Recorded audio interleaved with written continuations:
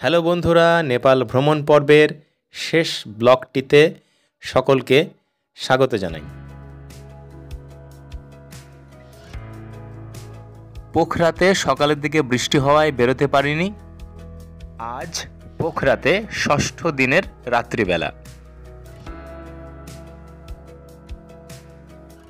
এই সন্ধ্যাবেলায় আমরা সকলে মিলে বেরিয়ে পড়েছি পোখরা যে লেক তাকে কেন্দ্র করে গড়ে ওঠা রাত্রিকালীন মার্কেট, কফি হাউস, রেস্টুরেন্ট, বার এবং রয়েছে অনেক এখানে অ্যামিউজমেন্ট পার্ক, সেগুলি ঘুরে ঘুরে দেখতে।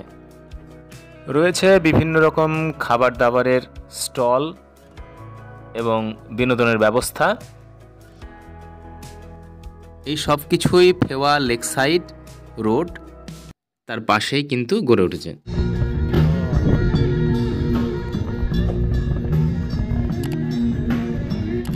এই ব্লগের মাধ্যমে পোখরা নাইট লাইফ এবং পোখরায় কোথায় কোথায় থাকবেন, পরবর্তীতে পোখরা থেকে কাঠমান্ডু পৌঁছানো তার বিবরণ, কাঠমান্ডু থেকে বীরগঞ্জ সেখানে যাওয়ার বিবরণ, কিভাবে যাবেন তার তথ্য, এবং সর্বশেষ বীরগঞ্জ থেকে যাওয়ার পথে আপনাদের এই সমগ্র নেপাল ভ্রমণের খরচা কেমন হলো তার সম্যক বিবরণ আপনাদের সামনে তুলে ধরব।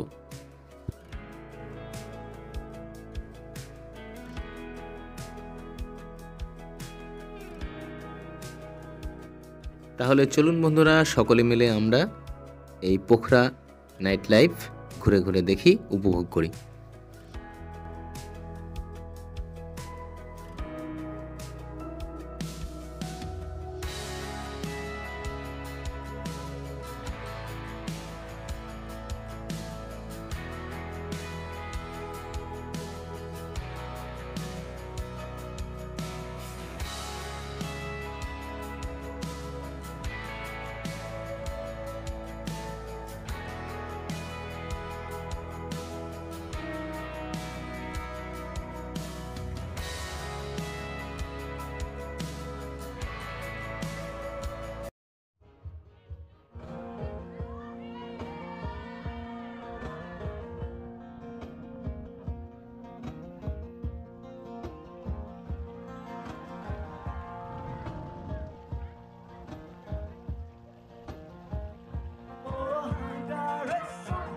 Xong rồi tôi rồi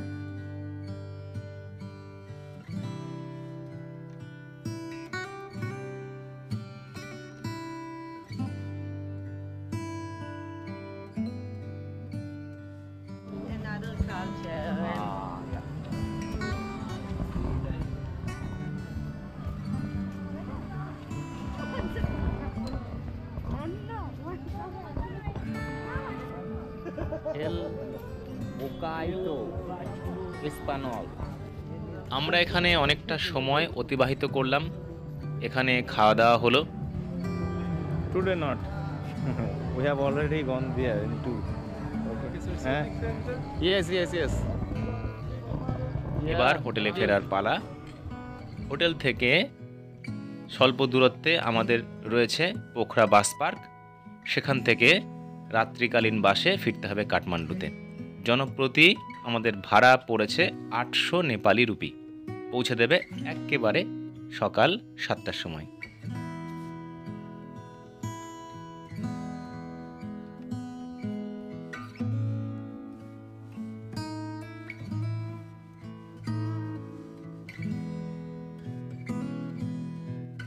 আমরা পোখরা বাস স্ট্যান্ড থেকে রাত্রি 10:30টার সময় বাসে করে নাইট জার্নি করে পৌঁছে গেছিলাম সকাল 7:30টায় নেপালের রাজধানী শহর কাঠমান্ডুতে। পোখরা থেকে রাজধানী শহর কাঠমান্ডুর সড়কপথের দূরত্ব প্রায় 203 কিলোমিটার। এই ওভারনাইট বাস জার্নিতে আমাদের বাসটি 3 ঘন্টা সময় বাদে এসে দাঁড়ালো মুংলিং মার্কেটে, যেখানে খাওয়া দাওয়া এবং রেস্টের ব্যবস্থা রয়েছে।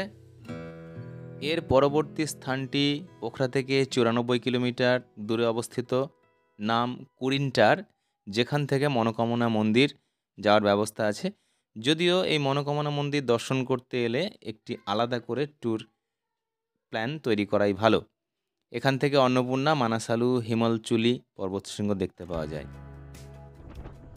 এই যাত্রাপথে পরবর্তী জায়গাটির নাম ভূমিস্থান। সেখান থেকে ধারকে শহর যাওয়ার পথে নৈসর্গিক দৃশ্য খুবই সুন্দর লাগবে এবং রাস্তার পাশ দিয়ে এঁকে বেঁকে বয়ে চলেছে ত্রিশুলী নদী।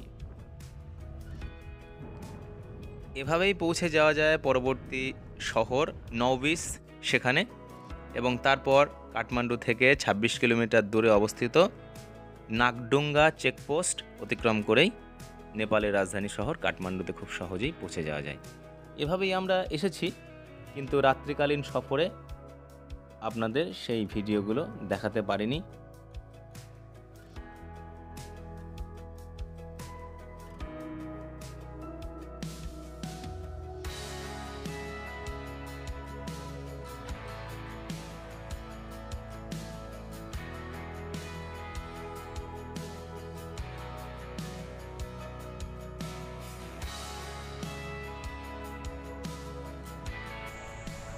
এই যে ঠান্ডা লাগছে এখন, একেবারে কাপড়কে জড়ো করে দিয়ে নিয়েছি, না হলে এত ঠান্ডা ওপরে, বেশ ঠান্ডা। আর দূরে যাচ্ছে ওই মেঘ।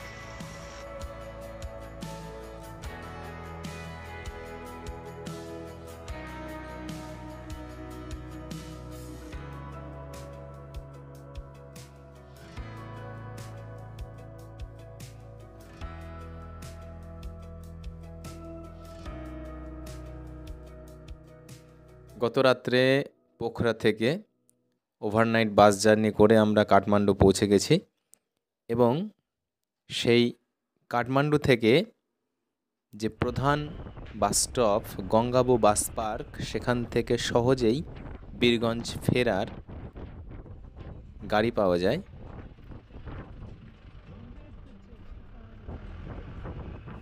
টাটা সুমো করে কাঠমান্ডু থেকে বীরগঞ্জ ফেরার জন্য এক্ষেত্রে আমাদের ভাড়া পড়েছে 6 জনের ক্ষেত্রে 5200 টাকা, অর্থাৎ 5200 নেপালি রুপি।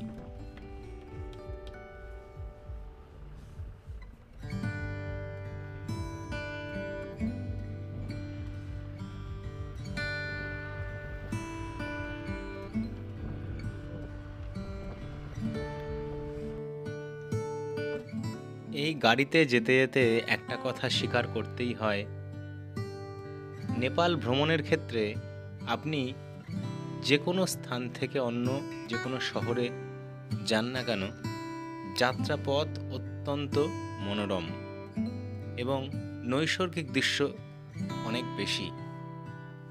ঠিক যেন এই পাহাড়ের কোলে থাকা বাড়িঘর, গাছপালা, পাহাড়ের পাদদেশে ধাপে ধাপে তৈরি করা জমি, এগুলি যেন কবির কল্পনায় রং তুলি দ্বারা ক্যানভাসে আঁকা ছবির থেকে কম কিছু নয়।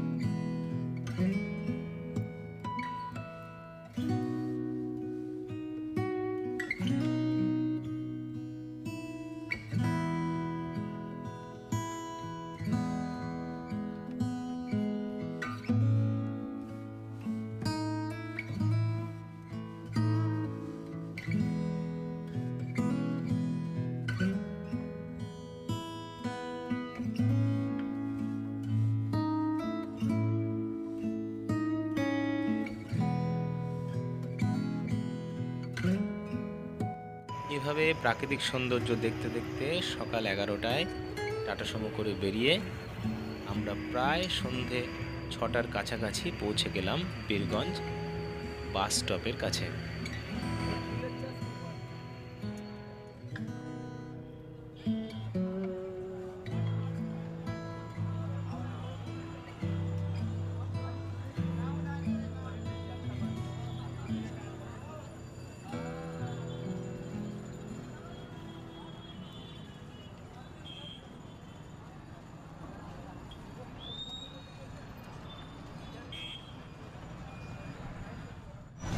সারাদিন একেবারে জার্নি করে ক্লান্ত হয়ে গেছি। জার্নি করে সারাদিন 9টার সময় বেরিয়েছি, 24 ঘন্টা হচ্ছে, এখনো 1 ঘন্টা বাকি। কালকে 9টার সময়, রাত্রি 9টায় বাসে চাপা, আর এখন বীরগঞ্জে পৌঁছে না। এখানে দোকান কোথায়? দোকান এখানে নেই, দোকান এখানে নেই। দোকান এদিকে। মার্কেট কোথায়? মার্কেট তো ওদিকে যেতে হবে, তবে তো সস্তা ডাইনিং টেবিল হয় না। সেটাই। এটি হচ্ছে নেপালের বীরগঞ্জ, বীরগঞ্জ বাজার। রাত্রিবেলা এখন বাজে সময় 6:40। দুটো খাবার খেতে হবে। খাবার খেয়ে ট্রেন আছে রক্সোল হাওড়া স্পেশাল একটা ট্রেন আছে, রাত্রি 9টায় ছাড়ে। সেই ট্রেনে ফেরার টিকিট আছে, টিকিট কনফার্ম আছে, কোনো প্রবলেম নেই। আসার সময় একটু প্রবলেম ছিল, কনফার্ম হচ্ছিল না, যাক পরে হয়ে গেছে, সেটা করে ফিরব। তাই বেরিয়েছি এখন এখানে ঘুরে দেখতে। এটা বীরগঞ্জের ক্লক টাওয়ার।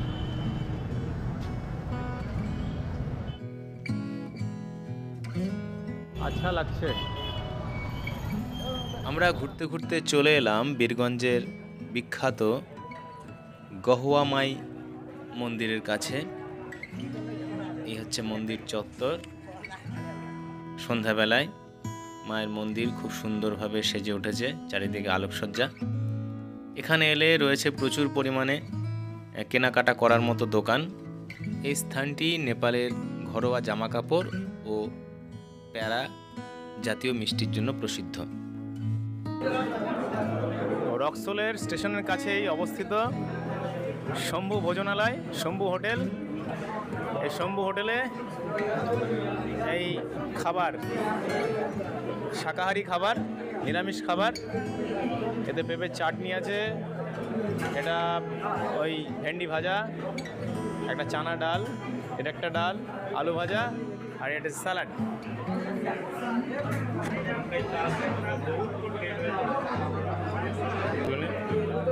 আর এই হচ্ছে ভাত, খেতে হবে এই ভাত আর এই তরকারি দিয়ে।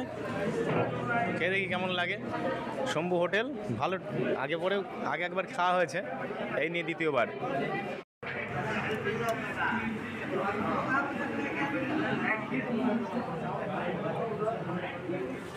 আমার খুব ভালো, ভালো টেস্ট।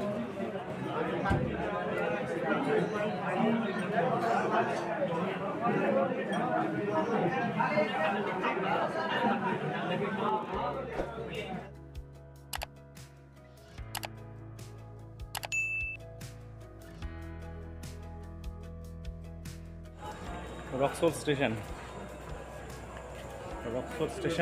13044 হাওড়া রক্সোল এক্সপ্রেস।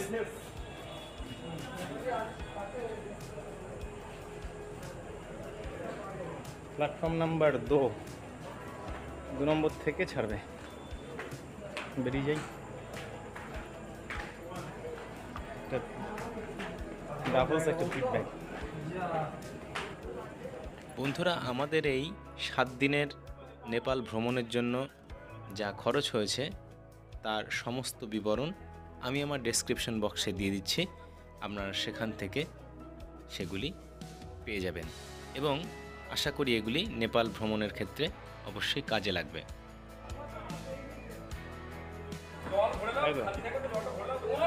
ভাই গোকুল, এখন ফিরতে হবে নাকি? ফেরার পালা করে চলো।